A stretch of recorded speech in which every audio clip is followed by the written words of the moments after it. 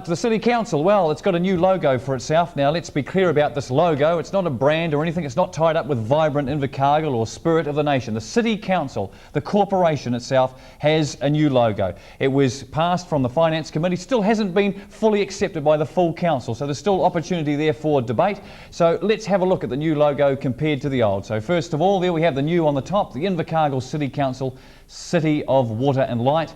And there's the old one underneath with the two takahi, the coat of arms and the Pro Comuni Utilitate, the Latin inscription underneath. That's the two. What do you think of them? Form an opinion there.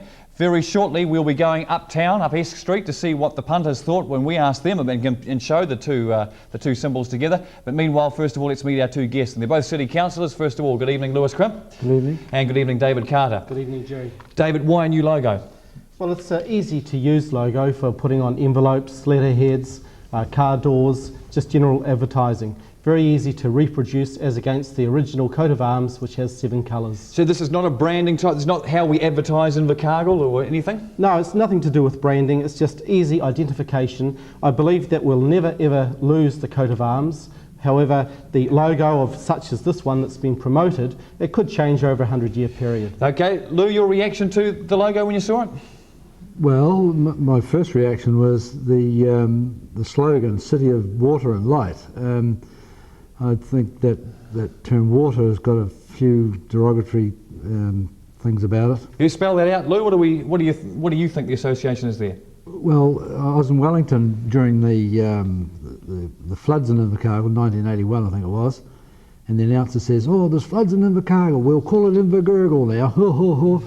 Well, people up north are inclined to think that we're flooded every now and again. So reinforcing an old prejudice. Thank you, Lou. Thank you, David. We'll go now up the street to see what the public think, whether that's their reaction or what they think. We took the two logos, the old and the new, and asked them to compare and give their opinion.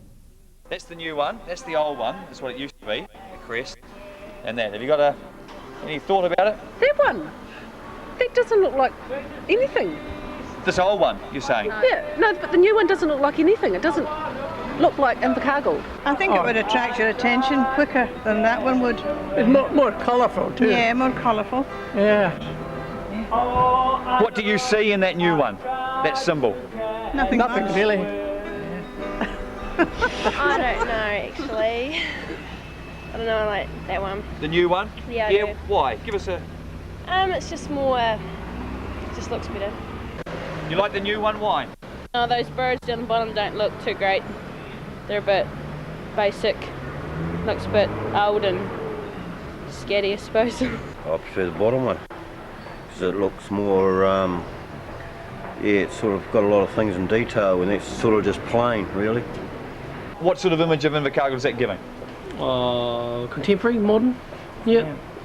Keeping up with the pace, yeah.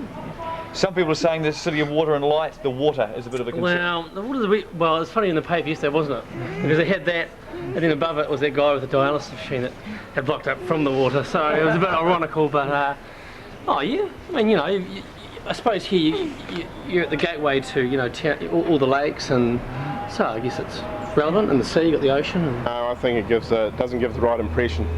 What impression are we given? Water makes people think it's rain all the time. I don't like that water part at all. Apart from that? Yeah, it's a nice design and everything, but I don't know what it means. I'd much prefer a city, a friendly city. That's what I believe we are, and that's what people think of us, and what a great way to be thought of as a friendly city. That's what I'd be promoting. I like the old one better. Why was that? Just because it's a good pitch, you know, it's a better logo. The logo? Yeah. What about yourself? What do you think? I like this one better too. The old one? Why? It's just got more detail and that one looks really dull and boring. What sort of image of Invercargill is the new one giving us, do you think? What is it? Boring. It doesn't give me anything, it just says Invercargill. And that's kind of like shows sheep and birds and grass. Yeah, I agree with everything you said. It's meant to be light in the yellow, blue the water and the green grass. Is that what it's meant to mean? Yep. Well, it doesn't do anything for me. Well, I like the City of Water and Light, that's great. But the actual symbol doesn't mean much to me as a rustic person. So I prefer the bottom one with the birds and the green and the sheep, because that's what Southland is. It's a rural town based around the countryside and that's where our wealth remains. Well, ask yourself, Jerry, what do you think's the nicest? Look at it, that one, the crest, a coat of arms. That thing there, it's not worth the paper it's wrote on. Well, a big variety of opinion up the street there. David Carter, what did you summarise from what the public was saying there? Well, there was a good variety, I guess, perhaps light and breezy. Perhaps we should have included Friendly City. Yep, your reaction, Lou, what are they telling you, the public? Well, they seem, this will probably be the only time we'll ever agree with the Alliance candidate for Invercargill. He reckons it should be the way it was. Yep. Okay, well, we'll go back with that very shortly, and especially take up the discussion of that water part and whether that's going to be controversial for tourism and for the way we're seen throughout the rest of the country. Back shortly.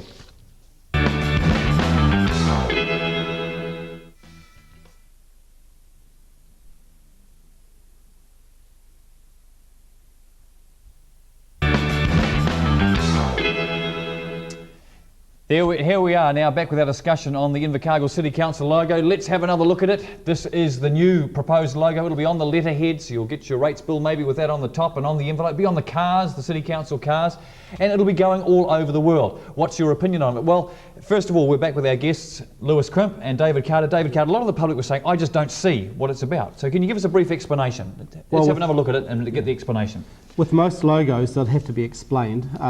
At the top, we have the green dot, which is the Invercargill City. The blue curve on the right-hand side, we have the Ariti River and also the Waihopai River coming down to the estuary. 1/3 of Invercargill City is water with Bluff Harbour, so that's the waterways on the right-hand side. So we're hearing it's water on the ground rather than water from the sky. Lou, are you reassured at this point? No, not entirely. Keep going, David. Anyway, it's the basic ingredients of life, water. On the left-hand side, the yellow, we have the light, the extended light hours in the evening in Invercargill, and also the Ariti Beach, the sands of Ariti Beach. Exclusive beach we can actually drive onto, one of the few beaches in New Zealand. Now, David... Also, can I just say down the bottom is the greenery for our reserves and parks. We have got wonderful reserves and parks. And the green pasture, no doubt. That's right, indeed. Yeah, but the letterhead doesn't go out with an explanation, David. True, that's a valid point, but I do believe that if people are interested and says, what is the logo about, we can explain it. Okay, the explanation for you, Lou, especially on this area of the water, City of Water. Well, I don't like the slogan, the City of Water, and all the people that you interviewed in the street there, most of them said they didn't like that word either. But what are we going to replace it with? Perhaps we should have a contest for with a prize for a new slogan. That's an issue. Should it have gone to the public, David? I think not necessarily, no. I think we've gone to a very good advertising agent in Invercargill, Alan Derrick. He's very well known. He's an expert in his field, and I think the City of Water and Light does fit with the logo here. I actually believe there's synergies here with the blade of grass outside the Civic Administration building, which is what Southland is about. Water, light, greenery, the grass grows, and we produce but people just don't see it there. But generally speaking, I guess modern logos and art form, you do have to look into it and find what you can see in that logo for yourself. After all, I believe logos would probably change over a 100-year period, but the coat of arms won't change. Yep, the reaction to that, Lou, that perhaps we're having trouble just getting modern. We're still hanging on to the old coat of arms, but we've got to get real. This has got to go on the letterheads. It's got to look professional. Well, what I was wondering about the other day is what actual good is it going to do us? Like, what benefit is it going to be to Invercargill to change the logo? Are we going to make any money out of it? Are we going to get more tourists here? Well, possibly we can. I mean, there's no reason why we can't put this on T-shirts, logos, tourists coming to the city, people from Kumagai can take something back. This is what our city is about. Will they come, David? One reaction from agencies in Christchurch was they laughed when they heard about the City of Water and they associated that with rain. Well, I mean, that might be one person's point of view, but my feelings with water is that it's not rain, it's relaxation, it's going out and having fun, it brings life to our city, kids can go fishing, all those sorts of things, that attributes of water. Lou, we also heard in the subtitle, the words that go with it, we heard someone say the friendly city. Now that's a theme we've pursued that hasn't been here. Your reaction to that?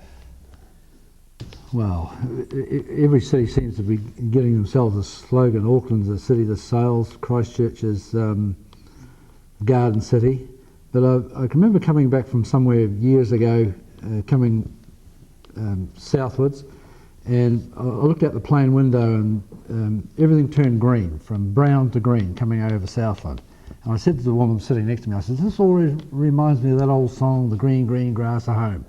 And on cue just about, there was a whole lot of footballers coming back from Fiji or somewhere, and they all burst into song. They burst into that song. I didn't cue them or anything, they were miles away from me. City of greenery. That was the impression, that the green, green grass of home. So City of greenery, is it there, David? Well, of course Final word. We've got the green here, the green in the city, the green is in the logo here. Of course, you'll not have greenery unless you have water anyway. You also need light. And I think it doesn't hurt to try a new logo. It's easy to produce. Thank you. Thank you, David Carter. Thank you. Sorry to stop you there. And Lewis Crimp, there we have our discussion on the new Invercargill City Council Corporation logo. Do you like it? What are your thoughts on it? Write to us. We're at 21 The Crescent, Invercargill. You can also fax us on 218 6899.